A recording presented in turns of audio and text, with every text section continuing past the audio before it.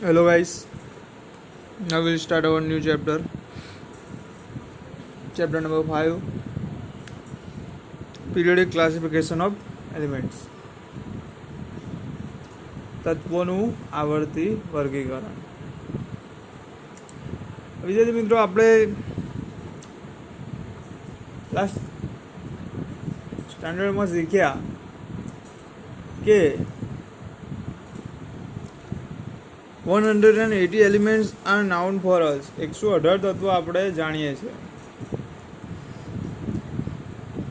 All these have different property. બધાના ગુણધર્મો અલગ છે.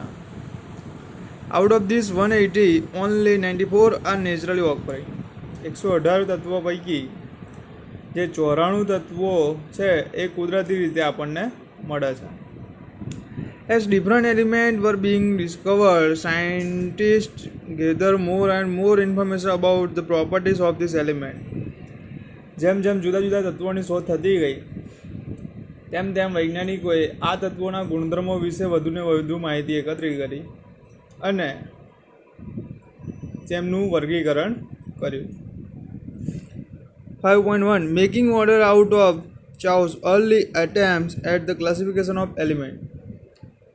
હવે જે તત્વો જે એલિમેન્ટ શોધાયા એમનું જે ક્લાસિફિકેશન છે અનિશ્ચિત હતું, તો એમને વધારે ને વધારે સારી રીતે તેનું વર્ગીકરણ કર્યું. એના જે ફર્સ્ટ એટેમ્પ છે એ આપણે જોઈએ.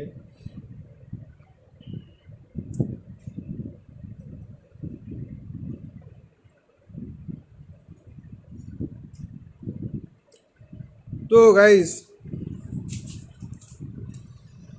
the earliest attempt to classify the element result in grouping then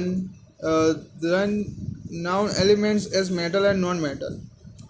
હવે તત્વોના વર્ગીકરણમાં સૌ પ્રથમ પ્રયત્નના પરિણામ સ્વરૂપે જાણીતા તત્વોને ધાતુ અને અધાતુના તત્વોમાં વહેંચવામાં આવ્યા, મેટલ એન્ડ નોન મેટલ.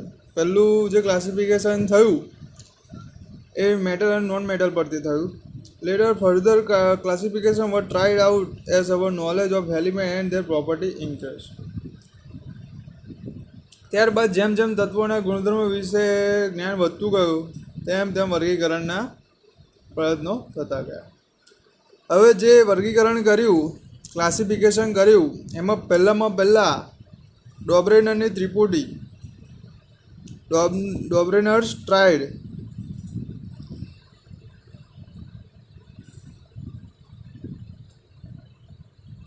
પેલું ક્લાસિફિકેશન કોણે કર્યું? Dobereiner triad. In the year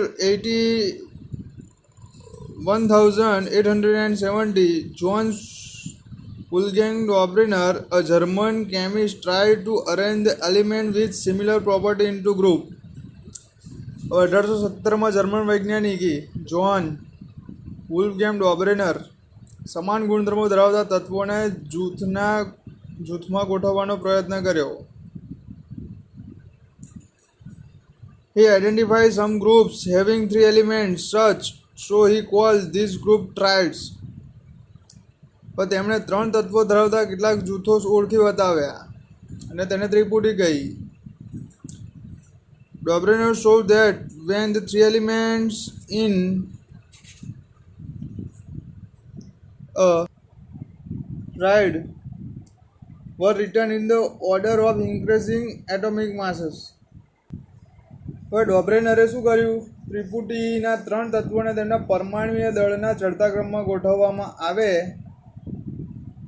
ત્યારે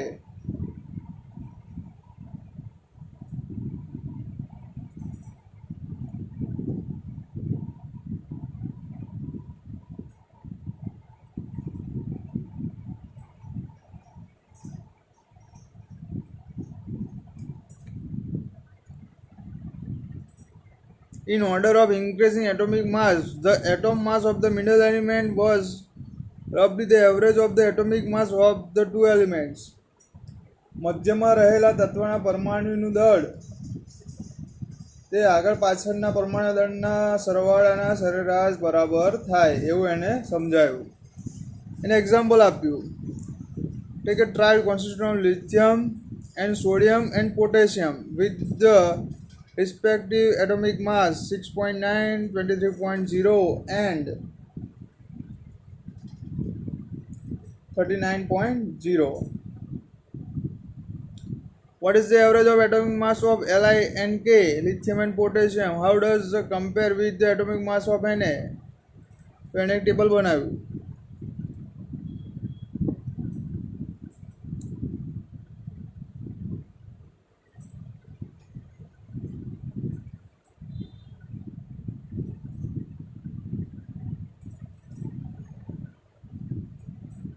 તો વિદ્યાર્થી મિત્રો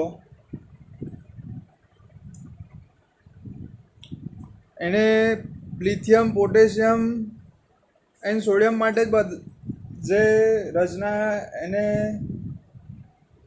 રજૂઆત કરી કે મિડલમાં જે એલિમેન્ટ રહેલો હોય જેનું પરમાણુય દળ આગળ પાછળના પરમાણુ દળના સરવાળાના સરેરાશ બરાબર હોય, પરંતુ એ માહિતી sodium potassium and એઝમિયમ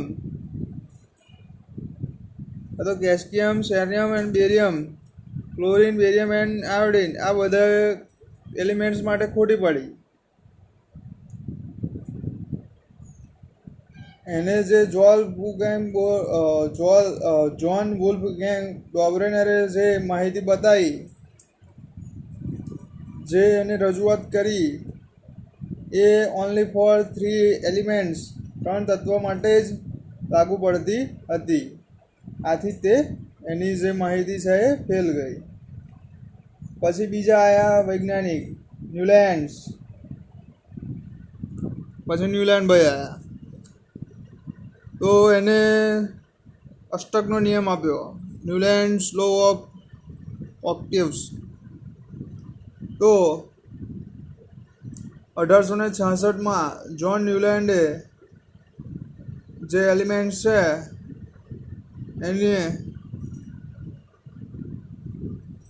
he started with the elements having the lowest atomic mass and ended at thorium, which was the 56th element. ઓછા પરમાણુ દળ ધરાવતા હાઇડ્રોજનથી શરૂઆત કરી અને 56મા તત્વ થોરિયમ પર તેણે તેનું આવર્ત કોષ્ટક પૂર્ણ કર્યું. આથી તેને ન્યુલેન્ડ્સ લો ઓફ ઓક્ટેવ્સ કહેવામાં આવે છે.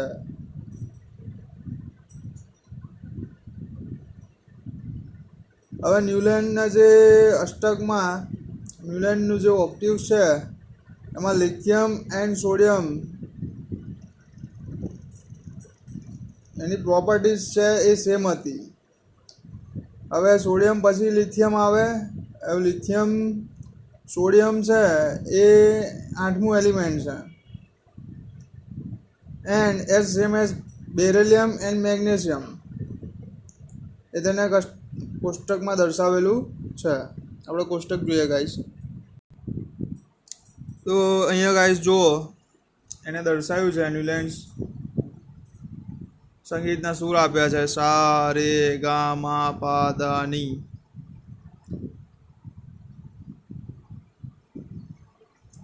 તો hydrogen,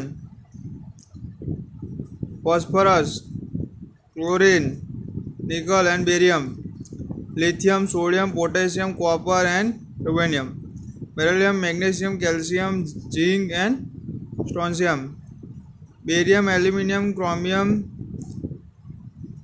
lanthanum, carbon, silicon, titanium, indium, beryllium, sodium, potassium, manganese, osmium, oxygen, sulfur, ferrous and સેન્થેશિયમ. હવે વિદ્યાર્થી મિત્રો બધા બહુ નામો છે, આપણને યાદ બી ના રહે, પરંતુ આમાં આપણે જે જરૂરી હોય એ જ આપણે જોવાનું છે. હવે વિદ્યાર્થી મિત્રો it was found that the law of octaves was applicable only up to calcium. હવે અષ્ટકનો જે સિદ્ધાંત છે કેલ્શિયમ સુધી લાગુ પડતો હતો, કારણ કે કેલ્શિયમ પછી પ્રત્યેક 8મા તત્વના ગુણધર્મો પહેલા તત્વને મળતા આવતા ન હતા. It was assumed by Newlands that only 56 elements exist in nature. હવે એણે એવું બી બતાવ્યું કે 56 તત્વો કુદરતમાં હાજર છે, પરંતુ ફ્યુચરમાં કેટલા એવા એલિમેન્ટ્સ શોધાયા. ઓકે, તો હવે વિદ્યાર્થી મિત્રો આ બધી કેટલીક લિમિટેડ પ્રોપર્ટી હતી, એના લીધે એનું બી જે ઓક્ટિવ્સ છે એ ફેલ ગયું. ઓકે, તો પહેલાં ડોબ્રેનરે કર્યું તત્વોનું ક્લાસિફિકેશન, એલિમેન્ટ્સનું ક્લાસિફિકેશન ડોબ્રેનરે કર્યું. એ ઓનલી લિમિટેડ એલિમેન્ટ્સ માટે લાગુ પડ્યું. પછી ન્યુલેન્ડ્સ ઓક્ટિવ્સ આવ્યું, ન્યુલેન્ડનો અષ્ટકનો નિયમ આવ્યો, એ બી લિમિટેડ 56 એલિમેન્ટ સુધી 56 એલિમેન્ટ સુધી લાગુ પડ્યું. આથી એ બી કેન્સલ આઉટ ગયું. ઓકે, બીજું નેક્સ્ટ સેશનમાં આપણે કન્ટિન્યુ કરીશું. Thank you so much guys.